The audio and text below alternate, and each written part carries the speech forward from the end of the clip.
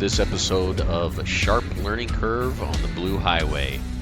I'm the old newbie, and this channel is all about my experience learning to ride a 2022 Africa Twin, modifying it, learning to ride a motorcycle in general, and my experiences exploring. So welcome, hope you enjoy this episode.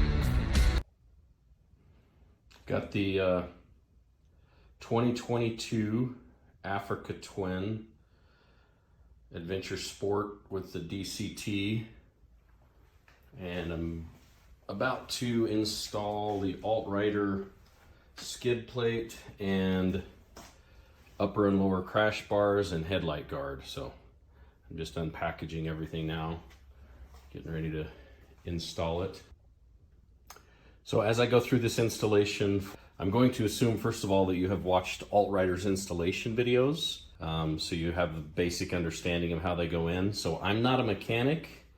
I'm a mediocre do-it-yourselfer, but I'm going to basically just go over the problems that I run into. So this is for anybody that's doing a self-installation for the first time, just to help you get over the sticky spots.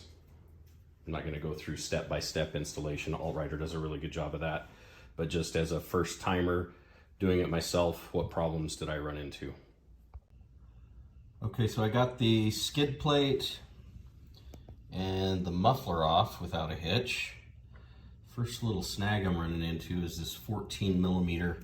He doesn't give you a very good view of this in the Altrider video.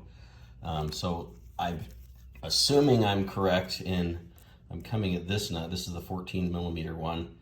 I'm having a hard time. I'm not a weak guy, but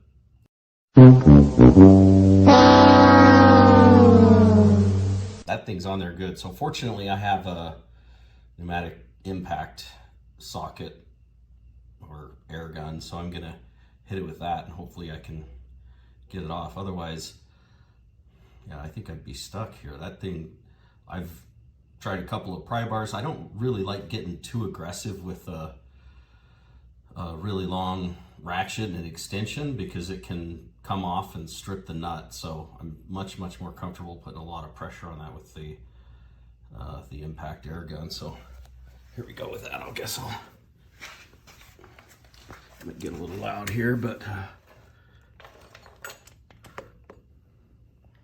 I'm gonna hit it and then let you know how it goes.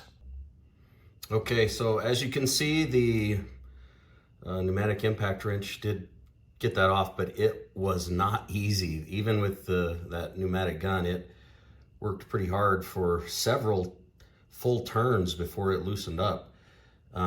This was I didn't know if I want to admit this until I got it off, because I was much more comfortable putting some torque on the other side because I could get what he calls a spanner. I've always called them an end wrench on the 14 millimeter end wrench on there, which, those are super snug. So I was pretty comfortable using a breaker bar on it so I could get a lot more torque. Ended up, as you can see, stripping that nut that was on the other side, which I could get at easier with a breaker bar. So anyway, but I did get that out, so hopefully I won't have to reuse this nut. Otherwise I'll have to run to the hardware store and pick up a new one. No big deal. But anyway, that was the first little hiccup in this process. Okay, so I was just going over the details of this bracket again on the Altrider video, and one of the things that he doesn't say, but it says in the text at the bottom of the video, is that this needs to be torqued to 36 foot-pounds, and Loctite needs to be inserted or applied to the nut on the bracket on the other side, and I did not do that. So I'm going to back this out a little bit, put some Loctite on it, and then torque it to 36 pounds. So make sure you do that. Okay, getting all three of these lined up. So we've got the lower crash bar, then the bracket for the skid plate, and then the OEM bracket right there. Getting all three of those lined up was quite a chore. So what I did was I lined these two up first, the skid plate bracket and the OEM brace right there, and tightened it up, and then I had to actually start this and tighten it up and then pull it out and then still fiddle with it for a while to get the, so now I'm gonna pull this one back out and then obviously rotate this up into place and put it back in. So it was quite a chore getting those aligned. Okay, I just installed my Altrider crash bars and skid plate. And this, it didn't say anything about taking this old OEM bracket off, which as you can see, it sticks out quite a bit further than the new Altrider skid plate. So this was, I'm assuming I just zip those off and take the bracket off and put the bolts back in, but those are, you know, engine bolts. I don't want to take them out without confirming that that's okay.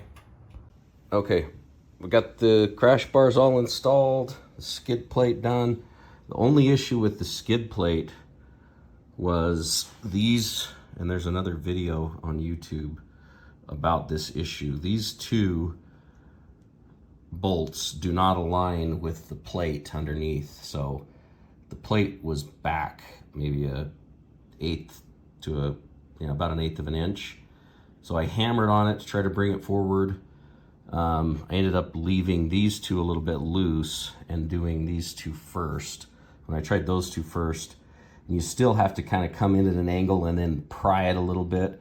Fortunately, it didn't muck up the threads any, but it did ultimately install.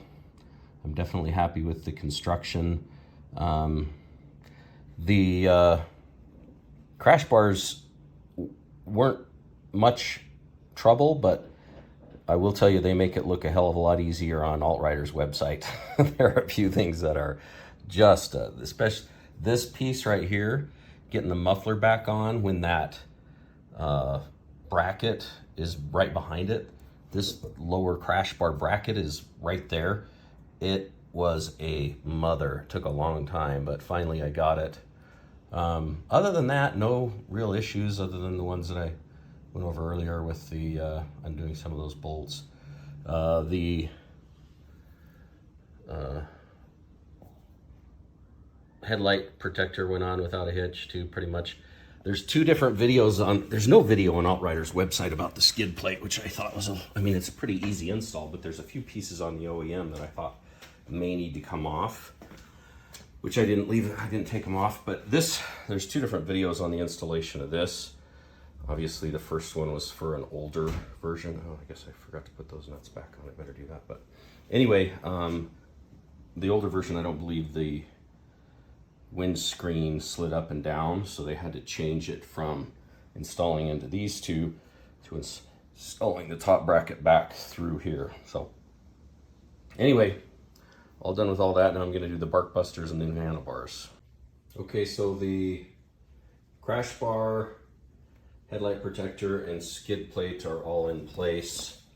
It's actually about a month later than, well, I put these on, I believe, the 1st of August. Today's the 24th of August. But I've learned a few things. I had to take this side of the upper crash bar off because I had to take this part of the fairing off. I was trying to fix the cigarette lighter, the auxiliary power. And so taking this off was pretty simple, but getting this part back on was a complete bitch. There was a huge gap between where this part hooks up to the frame up here, and I mean, I had to loosen both bolts almost completely to get this to move enough, and I had to loosen the upper crash bars from here and here on both sides to get it to move enough. And then it's still, I could get this side on, and this side feeds into this side, and then so these two screws hold this and this side in place. And these two screws, it probably took me a good 40 minutes of prying this with a screwdriver and cussing and swearing to get it on, but man, it was difficult to get on. And I mean, I love the thickness and the rigidity of these.